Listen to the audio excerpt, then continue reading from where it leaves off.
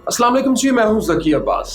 नाज़रीन ग्रामी, इस वक्त भारत का इस पूरे खित्ते का चौधरी बनने का ख्वाब चकनाचूर हो चुका है और उसकी स्टेक होल्डर बनने की कोशिशें मुकम्मल तौर पर नाकाम हो चुकी हैं। अफगानिस्तान को लेकर वो क्या गेम प्लान तैयार कर रहा था, इस हवाले से मेरे पास 2 से 3 बड़ी अहम डेवलपमेंट्स हैं जो कि मैंने आपके सामने रखी हैं। नाज़रीन, अभी जो है वो ईरानी सदर अब इब्राहिम राइसी की जानिब से हलफ उठा लिया गया है और इस हलफ बर्दारी की तकरीब के हवाले से अभी इसी महीने के दौरान भारतीय वज़ीर ख़ारजा जयशंकर ने 2 चक्कर काटे। क्यों? क्योंकि वो वहाँ पर एक नया ब्लॉक, जो पहले ब्लॉक बना था, उसी को दोबारा से फाल करना चाह रहा था, रिन्यू करना चाह रहा था। इस हवाले से मैंने आपको बताना है। दूसरा मैंने आपको ये बताना है कि पाकिस्तान के हवाले से जो वो एक पूरी गेम प्लान तैयार करके लेकर गया था ईरानी सदर की जानिब से, किस तरीके से उसको सुबकी का सामना करना पड़ा है, किस तरीके से उसको शर्मिंदगी उठाना पड़ी है और पाकिस्तान किस तरीके से आलमी सतह के ऊपर फतूहात जो है वो समेटता जा रहा है, सफारती मुहाज पर कामयाबियां समेट रहा है। नाज़रीन ग्रामी, नॉर्दर्न अलायंस को दोबारा से बनाने की कोशिश किस तरह से नाकाम हुई, ये 2 से 3 पॉइंट्स हैं जो कि मैंने आपके सामने रखने हैं। आपने वीडियो आखिर तक देखनी है। वीडियो आप आखिर तक देखेंगे, आपको पूरे का पूरा सिनेरियो, पूरी की पिक्चर पूरी की पूरी खुलकर आपके सामने आ जाएगी। अगर हमारे चैनल पर आप नए हैं तो हमारे चैनल को सब्सक्राइब भी कर लीजिए और बेल का बटन भी दबा लें ताकि आप तक हमारी हर नई आने वाली वीडियो बर वक्त पहुंच सके।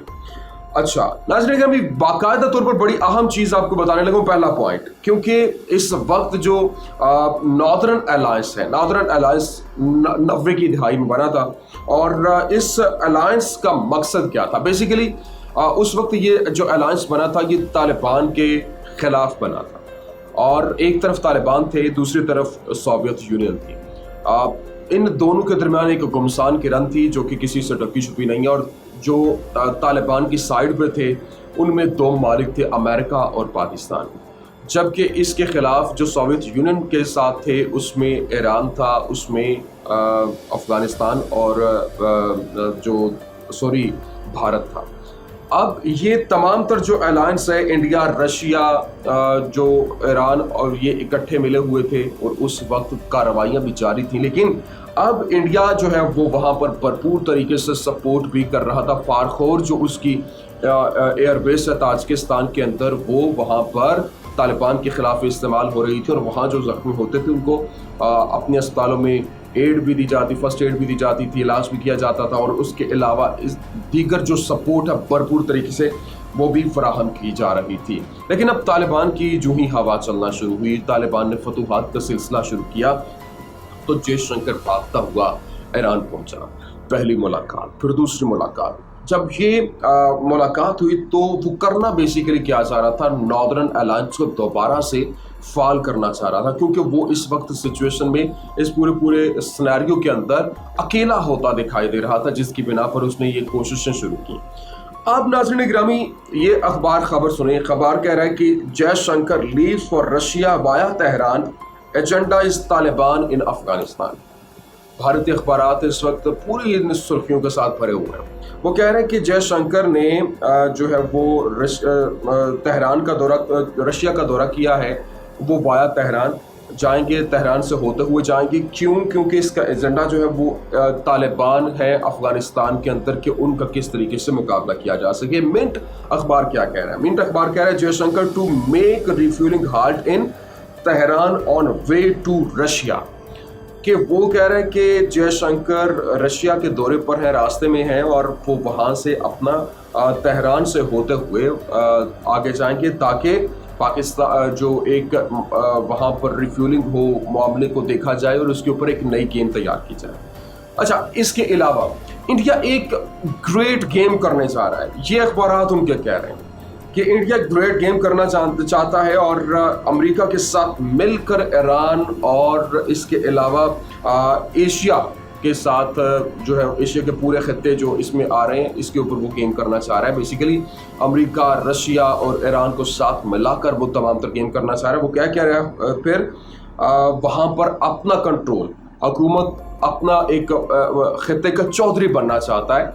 तो ये ग्रेट गेम है। बेसिकली वो अखबार कह रहे हैं India is ready for great game. اب گریٹ گیم کیا ہوئی وہ آپ کے سامنے آ چکی ہے، دنیا میں اس وقت وہ تنہا ہو کر رہ چکا ہے، تو اب یہ کسی سے ڈکا چھپا نہیں ہے۔ دا ٹریبیون اخبار جو ہے وہ خبر پبلش کرتا ہے، خبر کہتا ہے کہ Russia rolls out military tie up with India on Afghanistan issue. یہ بڑی اہم خبر ہے، یہ اس وقت کی خبر ہے، مطلب یہ جب یہ پوری کی پوری دوڑیں اس کو لگی ہوئی تھیں۔ روس کے جو انڈیا میں سفیر ہیں ان کی جانب سے کہا گیا تھا کہ رشیا جو ہے وہ کبھی بھی انڈیا کے ساتھ ٹائی اپ کر کے، انڈیا کے ساتھ مل کر افغانستان کے ایشو کے اوپر کوئی ملٹری اتحاد نہیں کرے گا۔ یہ بہت بڑی سبکی ہے، یہ اتنی بڑی سبکی ہے کہ بھارت کو سمجھ جانا چاہیے کہ اب وہ اس وقت تنہا رہ چکا ہے۔ اب سچویشن اس وقت یہ ہے کہ طالبان کے حوالے سے روس نے صاف صاف کہہ دیا کہ وہ جو ہے وہ نہیں چاہتا طالبان کے خلاف جانا، ان کے ساتھ نہیں لڑنا چاہتا، اور نہ ہی اب ایران جانا چاہتا ہے۔ تو اس وجہ سے جو بھارت ہے اس کو تو بہت بڑی شرمندگی کا سامنا کرنا پڑا۔ این ڈی ٹی وی اخبار کیا کہتا ہے؟ این ڈی ٹی وی کہتا ہے کہ Russia invites U S China Pakistan for crucial meet on Afghanistan, India left out.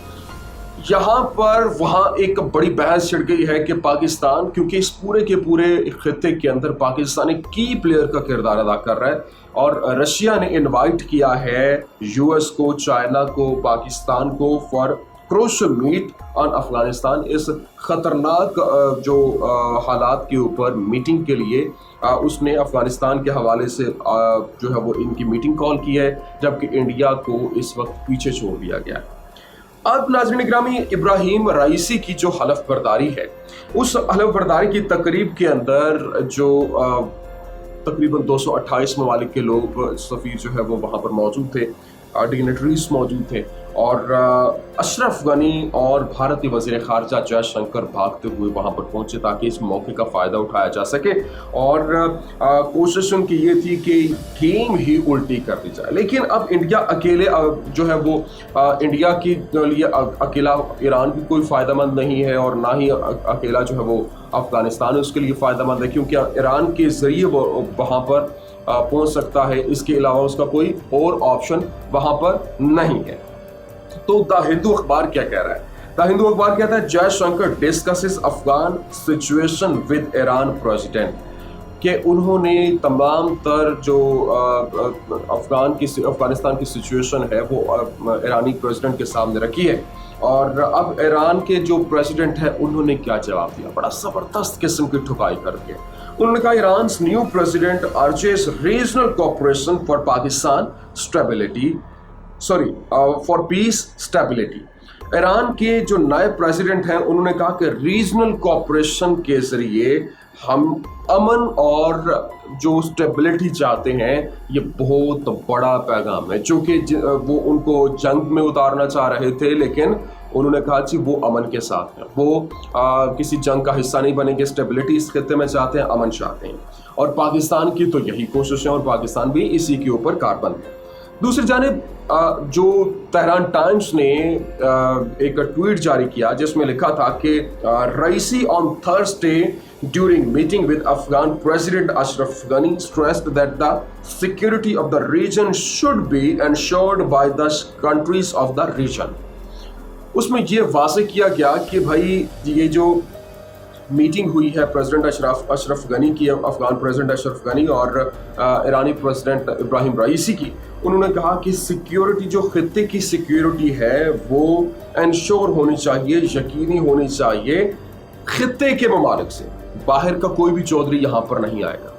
پہلا تو یہ ڈائریکٹ پیغام دیا امریکہ کو، دوسرا جو پیغام تھا وہ انڈیا کو، کہ بھائی آپ کیا کرنا چاہ رہے ہو، کس کے ہاتھوں، کس ملک کے ہاتھوں آپ کھیل رہے ہیں، تو وہ بالکل بھی انہوں نے صاف صاف پیغام دیا کہ آپ بھائی یہ جو بھی کرنا ہے، یہ مسئلے جو حل ہوں گے یہ اسی خطے کے ممالک کے ساتھ ہوں گے جو کہ اس ریجن میں آ رہے ہیں، پاکستان ہے، افغانستان ہے، چائنا ہے، پھر ایران ہے، تو باہر سے کوئی بھی نہیں آئے گا۔ تو یہاں پر اب ایک اور جگہ پر بھارت کو شرمندگی اٹھانا پڑی اور وہ اکیلا رہ چکا ہے۔ اصل یہ تھی آج کے اپڈیٹس، مزید آپ کے سامنے جو ہے وہ ساتھ ساتھ اپڈیٹس آپ کے ساتھ شیئر کرتے رہیں گے۔ اگر آپ کو ویڈیو پسند آئی ہے تو لائک کیجیے، شیئر کیجیے، اور اپنا فیڈ بیک دینا اور ہمارے چینل کو سبسکرائب کرنا مت بھولیے گا۔